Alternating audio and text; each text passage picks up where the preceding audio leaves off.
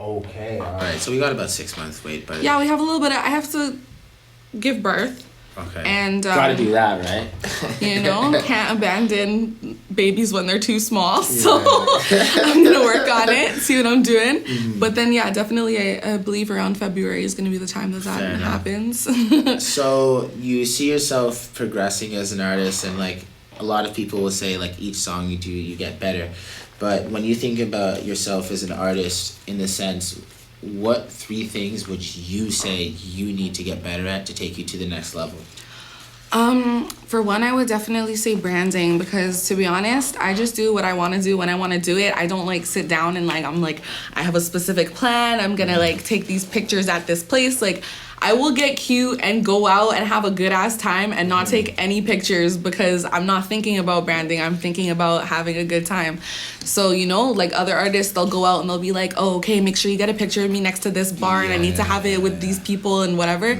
In my mind, I'm like, fuck that. I don't want to take a picture with those people. I want to do me and have a good time. Like, I'll be in the studio with someone that's sick, and I don't want to take a picture of them so I can post them on my gram. I want to enjoy the moment and then, you know, enjoy myself. So do you think you should be a little bit more like that? Because I remember a few years ago, in the sense of you were filming the music video for Deo, and you had a lot of problems with the videographers, and you just so much stress out. So do you feel like if you were that artist that you just said you weren't, those situations wouldn't happen because there's more discipline in the fact that you're not letting anyone fuck you around, or in the sense you're not letting your family shoot your music video, it's always business, you know what I mean? I don't know, because it was just like, back home is different. So I had to deal with my people in Tobago a different way, because it's not like I'm in Toronto and I can deal with people a certain way. Over there, it's like people are easily offended. There's different customs. There's different manners. It's not dealing with people in the same type of way that you would deal with people in Toronto. It's like, I don't know how to explain it, but especially because my family is very serious. I don't like to play with them. So I just had to allow them the first time. But now that I let them do it the first time and it didn't go how I wanted it to go, see, now it's my time to shine and I win. You know what I mean? I won that battle. So now I don't have to do it again. But I had to give them a chance, because when you're from Canada and you have family who's abroad, and especially in the Caribbean, they're looking at you and they're like, oh, so why can't you put us on? We want that opportunity too. You know what I mean? Like, why aren't you sending this? Out, you know, it's hard to feed them all. And it's like, I love them. They're amazing. But when they're like feeling like that feeling of being pushed towards something, sometimes it's honestly just easier to say, you know what, if you want to do it, do it. But if you mess up, you're not doing it again. And they messed up, so. Okay, so you gave it a chance. And, we'll see how it goes in the future, kind of deal. Now, you have a single coming out in I think it's the next month. I was speaking to your management before the interview. Do you want to give your fans a little in-depth of what that single's about, and how's that going to come out, kind of deal? Yeah, so the single, the one that comes out next month, is probably going to come out at the same time as this interview, low-key, but it's actually, I wrote it when I first found out I was pregnant. Like, one of the first things I did was run to the studio, and I was all in my feelings, because I was like, what is going on with this life? No way. And then I came to Auntie, and I was like, I need to record this now, because I get, like, my emotions out through writing. I'm not that great at talking. Would you say you record off a whim of feeling, as opposed to like, okay, I'm recording on Monday, I'm gonna come in and do Monday to Thursday? You just record when you have that inspiration? Well, yeah, it depends, because I'll, like, if we have a songwriting session, or like if we're doing, what do you call it? We have an engineering course that my managers teach, and sometimes they'll need me to come in and be a guest too. So I can just come in and record if I need to record. Like, I'm down whenever. Yeah. But usually, yeah, if I'm like going through something or there's a moment or whatever, I'll call Melissa and I'm like, hey, when's Monte free? I'm coming through. Let me know. So, do you want to talk about the song itself, in the sense of like what the song's about, or? Yeah, it's just about like finding out, I don't know, it's just about finding out that I'm pregnant, and basically like wanting to do good. I mean, because obviously I didn't always want to be a mom. It's not something that I really thought would happen. Is this your first pregnancy now? So I don't know you, so I don't know. This will be my first child. I'm not a mom already. Okay, I didn't I am know, not already. A lot of people think that my little brother is my son, but he's not my son. So just so you know, he's not my son. I know. He's white. He's blonde. Yeah. Everybody thinks I have a white son. I've never dated a white guy, so that's not my steez. Like that. Sorry to say that. No? It's not even that. I just don't like being fetishized. not into it. Don't make me your fetish. I don't want to be your fetish. Okay, interesting. Yeah. Now we're gonna shift gears a bit in this interview, and it's gonna get a little tougher in the sense. Now, I was digging through your numbers, and I was digging through you as an artist. Now, as an artist, I feel like you have like most of the boxes ticked. But I've looked at the numbers. Do you feel like you worried you've plateaued a little bit in the sense of like the production is like when you look at a track like Deo and the video production, it's very up there. But I even think it deserves more attention. Does that bother you that like tracks out there that with less talent are getting a lot more? There are a lot of really shitty songs out that get a lot of attention. But they have 555,000 views off. Honestly, a lot of people pay people for stuff. Like, I've never paid people for like, I don't really pay for too much promotion. I don't really pay for too much. Like, I don't pay for views. I don't pay for followers. A lot of people pay for all that stuff. Is this something you think you would start doing to be more marketable in the sense of getting your name out in notoriety? Because you have the talent. Promotion-wise, yes. I've started paying for a little bit of promotion, but like, honestly, I just wanted to see where it would go and what would happen naturally. Because I don't want to waste my time. What your managers say about promotion and marketing is something they want you to focus on more of? Definitely, I think we're going to start doing it more for like the bigger projects and stuff. But I just like, it's been a hard, like, I don't know. I didn't know if I was gonna be successful in music. I didn't know if it was really something, like, I know I'm good at it. When you're I always Rhianna, loved it. I think you know that you're successful, you know. I know that I'm good at it. I know that I like it, but I've been through a lot, you know, like I have PTSD, I have depression, I have anxiety, I have a lot of stuff that I'm working through, right? Yeah. And it's like, I'm not, like, I don't rap cap, like when I say like I'm from Jana Finch and Western Road, like I really live that. When I say it's Paxton Pussy, I really live that. Like, it's not that easy for me as it is for other people who just come up and start rapping about the hood and they've never been in the hood. You know what I mean? There's trauma behind your bars. So for me, it's hard because it's not just like, oh, I'm gonna put out this song and nobody knows who I am. Everybody's gonna just like play it because I'm pretty. It's not about that for me. Like, it's not about shaking my ass. Like, a lot of girls, I'm seeing their videos, they're dope. It's like, it's awesome. Yeah, you're doing your thing. Production's awesome, but all you're doing is shaking your tits in a camera. But yeah, but that's what I mean. So let's hone in on like, hey, there's more than just substance to being a star. There's being that personality. There is. And right now in the rap game, it's more important to be a personality when you see Ruby Rose on the XXL cover. It's true. I didn't know she rapped. But you have to move through what you're going through before you can put yourself on in front of people like that. You know what I mean? I don't know if I'm ready to be in front of a million people yet. Like, now I feel that I'm more ready than I was last year. That's a very mature stance that you just said. But a lot of rappers wouldn't say that, or a lot of artists wouldn't say that. A lot of people just want to be famous, but for me, it's more than that. I want to be able to, you know, send a good message to people. And how could I do that if I'm in a place where I'm not feeling my best? So I don't want to like just push myself onto people if I'm not giving that good energy. I don't want to push negative energy onto people. If I'm feeling negative inside, how can I push that onto you? Do you feel like sometimes, like, let's say in the past when you've like set up to write songs, do you feel like you've written some pretty good songs off Dark Emotion? Let's not call it negative energy, but do you think you still have Dark Emotion? Yes, but not negative energy. You see, because there's a difference. Like, I've written songs about pain and pushing through pain and getting out of it, but I try not to come from a place where it's just I'm putting my pain onto you. Like, I try to make stuff that's relatable that people can be like, I felt that too. Like, I've been there also. You know what I mean? Yeah. So I've also noticed you've commented on you ghostwrite for people, but you also ghostwrite for men. Have you had a lot of men clients in your The first song I ever sold was to a man.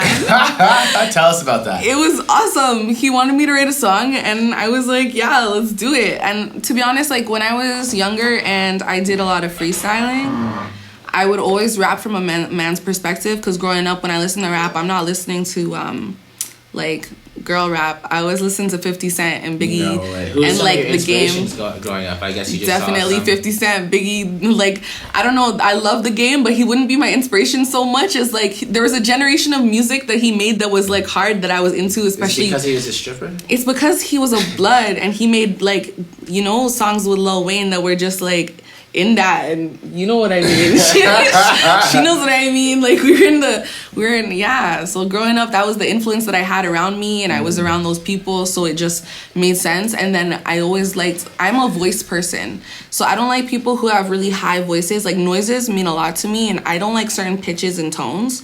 So all of the interesting. It's like you're describing your palette for music there. You know what I mean? So like, all of the rappers that I like have a certain pitch and tone. But it's not that I don't like it. It's just that it's a pitch or a tone that I wouldn't want to listen to that often. Well, we're going to have an exercise later in the interview. We're going to talk about the rap game, but I don't want to jump there so soon because we have to get over the mountain of a molehill in this interview. And I wasn't going to not talk about it, but we're not there yet. Not there yet. You've ghostwritten for Rhianna, and I could get into it, but you've spoken about it a million times. So many times. We're not going to beat it to the ground.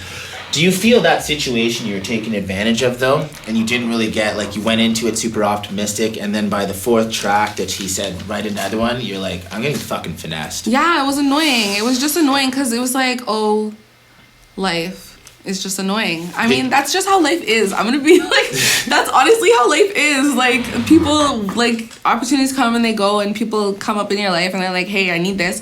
And then tutus, they're like, nah, I don't need this. It happens in the streets all the time. Man, are like, yo, I have this for this price. And then when you call them for it, they're like, oh, my bad, yo, fam, it's not even that price, it's double. So you just have to move on.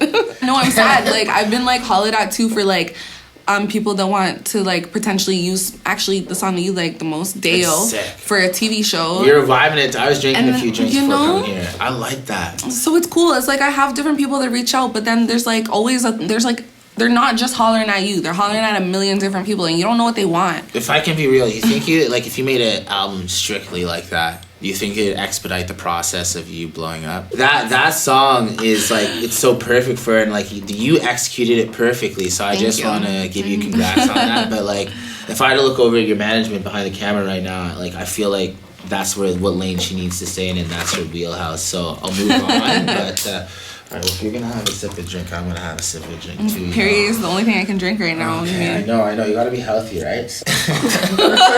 We'll get there, okay? You made a song called 401 West, and it got onto a massive playlist. Talk about that. It's exciting. I don't know. I made an awesome song. I wasn't sure at first, because... Why are you not sure about it? About the song? Yeah. Because I have so many amazing songs. Excuse me, sorry. The pregnancy, it makes you gassy. Not gonna cap. I don't. We're honest at this. I'm always honest. You gotta keep it 300, 500, 1,000. 8 more than 92. All the hundreds, you know. But yeah, no. Basically, I wasn't sure about the song because I have so many songs, and that's the. Well, it's more of a rappy rap song than Deo. You know what I mean? Yeah. Well, we were gonna drop another song that's like more along the lines of Deo, because I have a bunch of Caribbean fusion inspired type stuff that I'm gonna drop. I'm gonna drop a whole EP of that type of music. So then we were gonna drop something along those lines, and that's kind of the vibe we were going for. But then I don't know, I just had a feeling in my heart. I was like, no, we need to drop 401 West right now.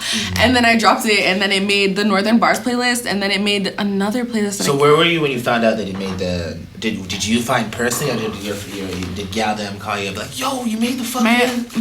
My one of my best friends / manager found out for me, because he watches my numbers day and night. Good for him. No, he should. That's what kind of manager you want, you know what I mean? That's all he calls me. He's like, oh my god, you made another playlist, and the song that you did with Chris Malenshack is on some playlist, and the song you did with Kaiser is on it. He does all the research. So speaking about that, you seem pretty fond about your manager. Like, since you've linked up with him, I know you have two. I love them both. What you're talking about, but you feel like every time you speak about them in this interview, I can see it in your face. You feel like you're in good hands. Good hands. You feel me? See what I mean? So talk about how they've helped your career, and what do they get on you most for? What do they want you to get better at? Well, I mean, what have they done for my career? I mean, I was really depressed when I met them. I was going through some really hard times. I was dealing with a lot of stuff. I was in a really abusive relationship that I've talked about before. Yes, you have. So, like, I've been out of that relationship for a long time, but the thing is, like, the person was, like, literally stalking me and chasing me and doing weird stuff. Like, it really never ended. So I was in a really bad place, like, emotionally, everything, and I was gonna give up on music too, because some bad stuff happens after I dropped my first track. These shorties were like, oh you want to drop your first track without us? Yeah. Well, I'll be quite frank, like, because, like, I'll be honest, that's your most successful track in the sense of numbers. I could be wrong. I think it's it is, and it's because it's on some hood shit. And it's hood shit, but honestly, if you look at the marketing wise in the video, like, yeah, you're rapping really well, and then you have, like, some pretty ladies behind us, and we're gonna get to one of those pretty ladies in a minute, but the song itself, if we just focus on the substance of the song, shit was hard, respect, man. thank you. That was really good. Like, I really like that. And then, like, I'm a guy, you know, so, like, I'm just looking at the background, too. You're like, titties everywhere. Who are these women with their shaking titties? I know. And you guys are so young, right? Because I interviewed, we'll call it your better half, you know, too, as well. And, like, I remember how young you guys were then, and you see you guys now, and you guys have come so far in the sense. So it's just very interesting. I would definitely say that's my much worse co-half. Yeah. It's just saying. That's your business. You can call them whatever you want to call them, but you know. You said you started to view perspective of life a lot differently in high school. Why did you say that? Because everything changed for me. I guess when I was in I started looking like the way I look now from when I was pretty young. So I've always looked like a grown woman. And then just life changed for me so much when I was in high school. You know, teachers were dealing with me different. I had a teacher look me in my face and tell me I was nothing but an angry black girl.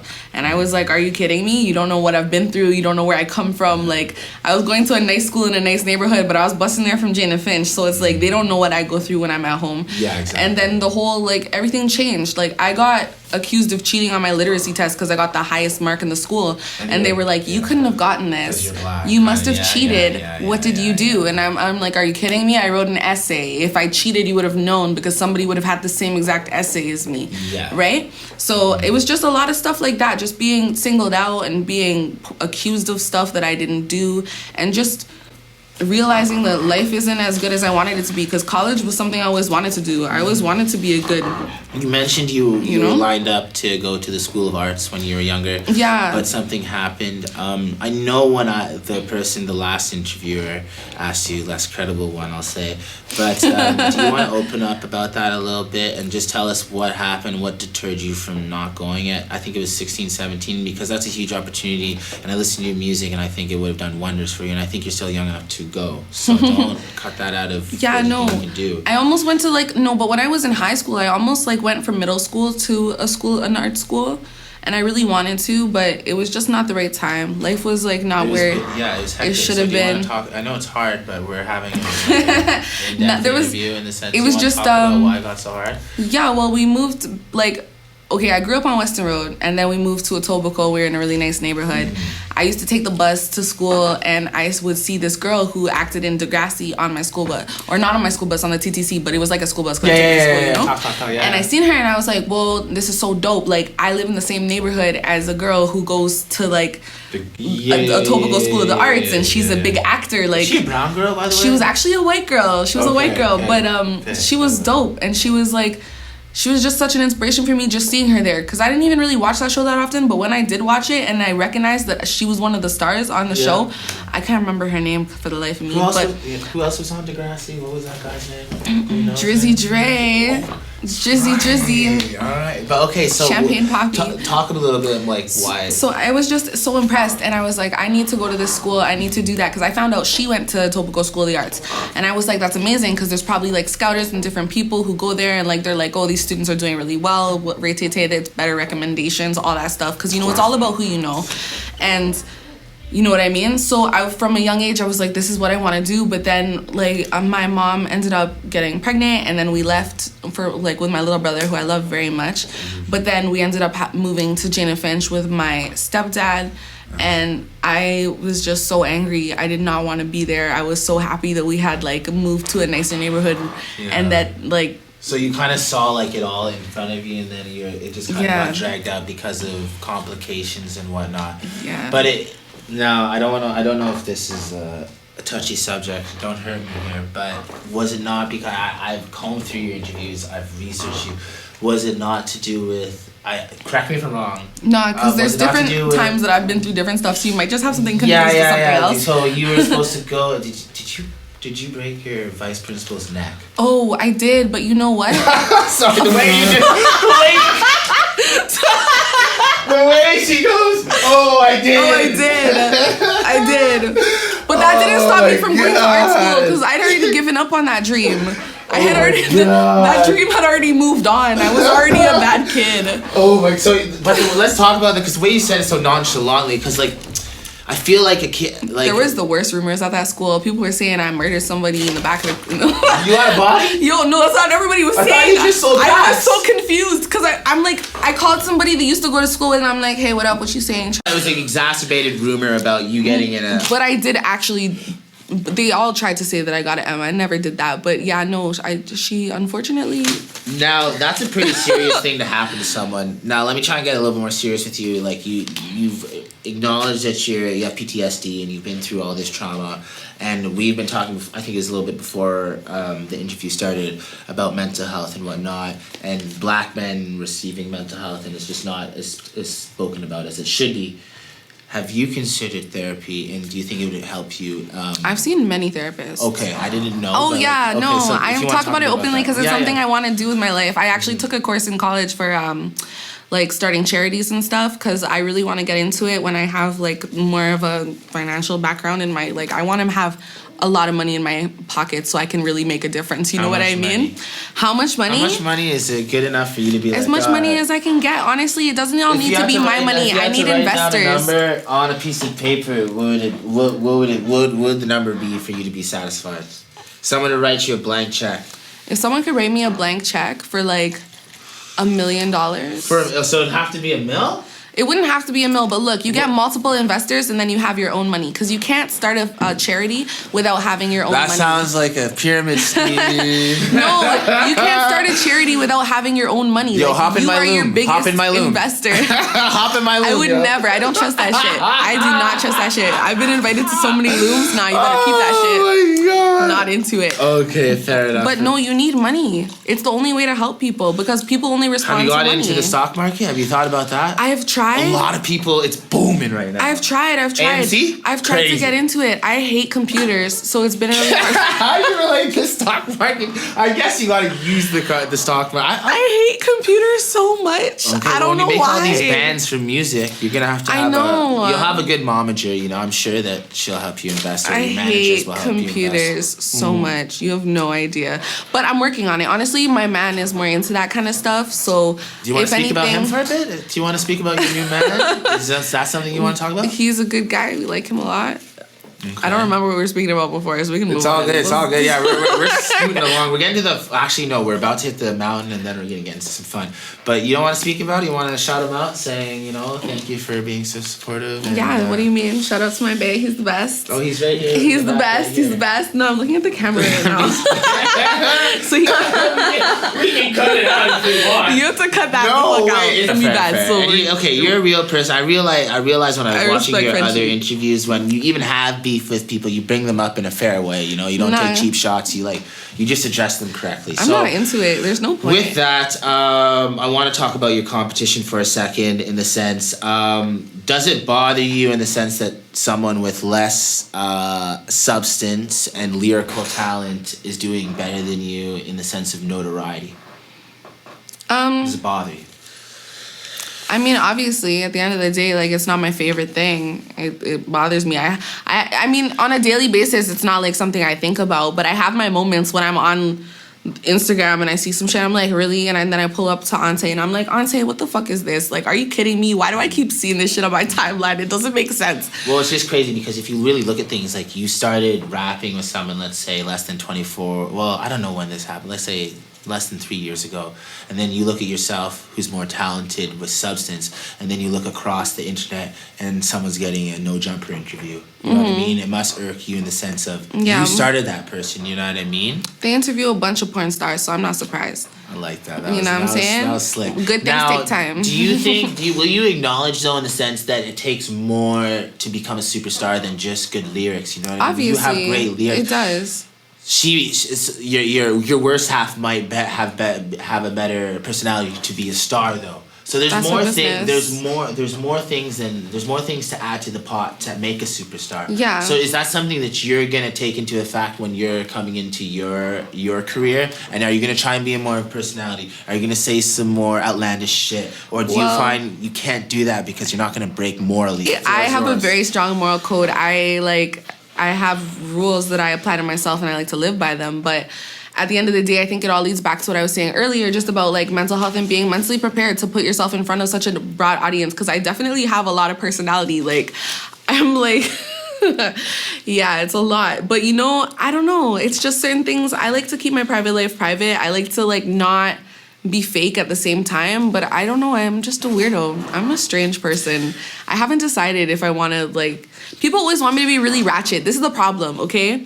People want me to be very ratchet, and I can be ratchet. I have a song called Selling Not Packs. I can be very ratchet, but you know what I'm saying? Can. I can be very hood. I can do all that shit. I could do all that shit times 10. I could be your worst nightmare, but you don't want me to be that person, because when I am that person, it's no fun for anybody. It's not fun for It's you. not fun for anybody. Oh, it's kind of fun for me No, sometimes. It's not, it depends on the day. Does that person get you in trouble? That person does get me in trouble, but it's not even about the trouble. Don't want. It's just true. They don't like it when I be getting in trouble. I cause issues places. And when you get to a certain level, as your managers will say, you gotta be marketable. You gotta be in a commercial audience. That hood shit needs to to stay with a little bit of spice, you know. I don't want to be known as a diva too. Like, I don't know. You look at so let's hone in on that. If you look at 90% of the female rap game that's successful, they are divas. It's true, they are. So do you sometimes think maybe music's not for me, and maybe you see yourself going in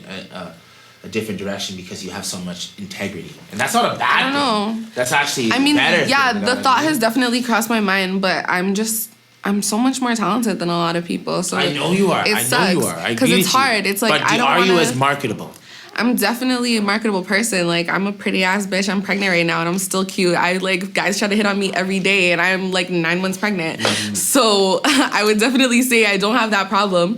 It's just the fact I'm just haven't really gotten into like marketing myself properly, because I guess I'm just honestly, it's like, I definitely, and I think this runs not just with me, but it is a big thing in the Black community that I've been researching recently, but a fear of success is something that runs strong in Black people's veins. Why so? Let's talk about it. Why do I have a fear of success? Because I know that I'm capable of really big things, and it freaks me out. I don't want people to rely on me. So you're scared of getting notoriety and responsibility. That's what you just said. Like, I have a lot of responsibility. I'm already responsible. It's just you're pregnant right now. It's not my family relying on me. That's a different thing. But it's hard knowing that, you know, I could have hundreds of thousands of little girls looking up to me one day, and I just want to make sure that I'm my best self when that happens. I don't want to be my worst self when that happens. I don't want to be doing stuff that's not a good example. Yourself until you're ready to. Well, it's just, I don't know. It's just it's a mental thing. I don't want to be not prepared to be what I have to be. It's bigger than me. It's very mature. It's not just about me. And if it doesn't happen, it doesn't happen. I mean, I'm not really that stressed about it. I know I'm good at a lot of stuff. I'm very smart. That's the most what's the word I'm looking for? That's the most confident thing you've said all interview. I'm very smart. To say if this doesn't work out, I'll be I've got fine. Other cards in my hand. Yeah, like a lot of people don't say that. No, because a lot of people are just a pretty face and a fucking fake ass. That's their business. But I'm much more than that. I have substance behind me. I'm very smart. I'm like, I could do anything. Honestly, my teacher once told me some people are good at English, some people are good at math. Me, I'm good at both. I could do whatever I want. Okay, now this is the last question before we move on to the next subject, because I don't want you to punch me in the face. But, I won't punch you. I can't do anything too physical. My doctor will get upset. Now, business-wise, I know you're a businesswoman. If you put two and two together, you started out friends with Janessa. If you wrote for her, do you guys think you'd be famous by now? Let's just be no bullshit. Let's take the emotion out. She looks like Jennifer Lopez. Pretty. She's pretty. She definitely doesn't look like Jennifer Lopez. She looks like early day Jennifer Lopez. 100%. She's very, very good looking, but I wouldn't say she looks like Jennifer Lopez. Okay. Not that she's not as good looking as Jennifer Lopez. Because I've interviewed her too, so I have a sense of both of how you guys are. Like, that's fine. She's but a bit more ditzy. And that's like people say I look like Alicia Keys. I do not look like Alicia Keys. We're just both light skinned. We're both light skinned. Well, I'm light skinned too, you know, so you can't. So you look like J. Cole. I look like Chris You look so much like J. Cole because you're light skinned. Yeah, that's a fucking weird ass thing to say. Jermaine Cole? Do you? All right, so let's move on to a funner section of the interview. I know you dreaded that section, but I need to ask it as a journalist, and I just have to do my job. But now we're going to go into a section called Break Down the Lyrics. Now, this first one, it's a little bit tough because I wanted to hone in. You've been through a lot in your life. Now in Smooth Killer, you say, I know I don't know if I might be paraphrasing here because I haven't listened to the song a million times, maybe 2 or 3 or 4. I feel like I know which bar he's gonna bring up. You know too, like. So in Smooth Killer, you say, I know I wasn't the pretty friend. It's me. I'm not the pretty friend. That's okay. Yeah. See. So I heard that. Did you have confidence issues growing up? Something you want to talk about? Definitely, because growing up, I was just always told that I wasn't pretty, and I always believed them. But that's all cap, so whatever. They were just jealous because I had nice hair. But like, it's a thing, because I've always had long hair, and like when you do have nice hair. I've had bad times where recently, not that recently, but a few years ago, it got cut in a disturbing issue. Okay. So, okay. But I've had hair like down to my back. When I was a kid, my mom would always keep my hair braided. It was all the way down my back, and people would always talk so much shit. But at the end of the day, I know when you're on the Jane and a whole bunch of little girls are talking shit about your hair, it's because they're all wearing weave and you're not. So I just let it all get to me, though. That's true. Like I grew up in Ottawa, and I came here for my schooling and whatnot. And like Ottawa's like the Boston of Canada. Like there's not a lot of black people, So I wasn't exposed to a lot of like black women. Anyways, when I came here to Humber Lakeshore and I was doing my broadcast degree, there's a black girl. She's kind of cute, and she came into class with the same hair all week. And then on Friday she came in with weave. But I was like, "What happened to your hair?" Like, but that was just like me, you know what I mean? And she's like, "Did she slap you?" No, I know, but she knew I was like, and she explained to me like I just hadn't been up close to that. I was like, it was still pretty, but like I was so taken off guard. Just confused. So. Yeah, no, I just definitely, and I was an only child. And me too. I lived just with my mom. No? My dad lives back home. He can't come to Canada. Okay. He's tried many times to come to Canada, but the government won't let him because when you have certain stuff on your record, you just can't come here. And especially he's a Trini, dark skin, long dreads. They just don't want him here. No. He's just not welcome. And then he got deported from England, so I don't think that helps either. But Jesus. The man, basically, like kids would make fun of me for different stuff. You don't have a dad. You don't have a dad. I knew I had a dad. My dad called me and told me he loved me. How do they even know that though? Like you're at school. Like, how does it even come up? Unless like sometimes one parent will just pick you up from school. Like how does that even? Because on Father's Day I would write a Father's Day card for my grandpa, because I live with my grandpa. So on Father's Day when I would write a card for my grandpa and everybody else would write a card for their dad, like not everybody but mostly other kids would write cards for their dads.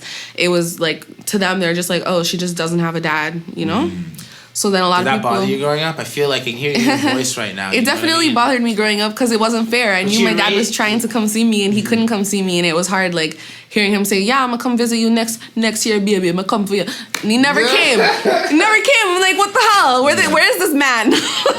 But it's okay. I have a nice vacation spot to go to. So do you want to speak on your relationship with your father at all right now? Or? Yeah, we have a dope relationship. My dad's a bun man. I love him. Yo, shout out Scatter. He's a gallus? He is a big gallus still. Can't lie. Every time, oh God, when we go to like the bars and stuff, oh my goodness, girls, like there's always tourists in Tobago because it's such a beautiful island. Lots of European people go there. Yeah. And my dad, he's a good dancer. Everybody says I got his hips, thank the Lord, because I'm happy. My mom, she does her very enthusiastically, but I'm just happy I don't have that talent, okay? But my dad, on the other hand, he's actually taught dance. He does it. He's pretty good at it. He like moves really well, and I'm lucky that I have those genes. The hips don't lie. But he gets all the gals. So it's just awkward. Like he called me the other day. He's like, so my black girlfriend, you know what happened with she? And I'm like, I don't know, Dad, tell me. And she want me to break up with my white girlfriend. I'm like, oh Dad, these issues, what are you gonna do? Okay, so let's move on to another lyric. This is another one I really liked. I just break it down. So, got you in your feelings like acoustic instrumentals. Breaking that down for us. Got you in your feelings like acoustic instrumentals. How would I break that down? I feel like there's certain songs that you listen to and they're always to acoustics and they're just the heartfelt songs that pull your heartstrings. Okay. And I definitely, there's something about me when people like me, they like me a lot. Oh. I have had so many stalkers. It is ridiculous. What? seriously, people like me a lot. I think it's. Are you a likable person? I'm very, unfortunately, like, I don't even want to be that likable, but I seem to be really likable because people seem to like me so much. But why do some people not like you then? Why do some people not like me? I think jealousy, honestly. It's hard to be a really talented person that people really like. Would you put aside jealousy for business? Like if someone said, all right, you and Janessa write a track for $500K right now. Are you going to put aside the beef and you're going to meet with her every week to Well, write that has nothing to do with jealousy. She just betrayed me, so... No, but I'm exactly... Okay, we're going to put aside emotion for business. Because I feel like, man, there's something there. Or even if you guys are a group, you guys would explode too. I said the same thing to Nasia when I interviewed her. Mm-hmm. Like, I consider you, Nasia, and her top 3 in the city for different reasons. Definitely, obviously. Notoriety, talent, and then as the same thing with I see in Nasia with you, it's a marketing issue, and I like her manager as well. We're very close as well. Shout out Legit 905. I don't know your gubby, you know, I sort of said it, but I know not to call you by your gubby because you don't like that, Nina. You know, so, I don't like that. There's only certain people who have those rights, you know. No, 100%. All right, now I want to end the interview like this. We're talking about the rap game in the sense I can throw my questions away. I'm gonna ask you to pull out your phone, and you've been listening to the rap game. I'm sure you're pretty familiar with it.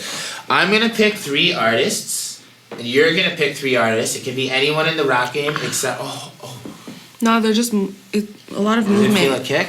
A lot of kicking is happening. Can I feel it? No, for the interview? you cannot. No, I thought it would have been a good shot for the interview.